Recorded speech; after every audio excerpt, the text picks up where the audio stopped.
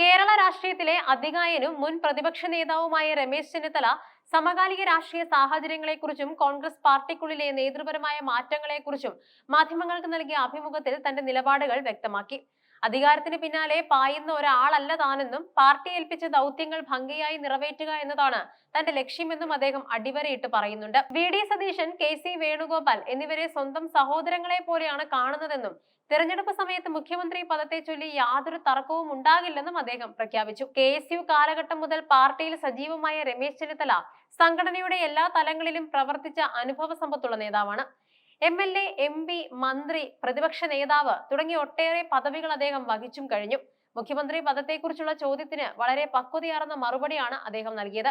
രാഷ്ട്രീയത്തിൽ പ്രവർത്തിക്കുമ്പോൾ ഒരു പ്രത്യേക സ്ഥാനം വേണമെന്ന് ഞാൻ ഒരിക്കലും ആഗ്രഹിച്ചിട്ടില്ല. പാർട്ടിയുടെ ആദർശത്തിലും വിശ്വാസത്തിലും ഉറച്ചു നിന്നാണ് എന്റെ പ്രവർത്തനം. പാർട്ടി ഓരോ കാലഘട്ടത്തിലും ഓരോ ചുമതലകൾ ഏൽപ്പിക്കും. അത് കൃത്യമായി ചെയ്യുക എന്നതാണ് എന്റെ കടമ എന്നും അദ്ദേഹം പറയുകയുണ്ടായി.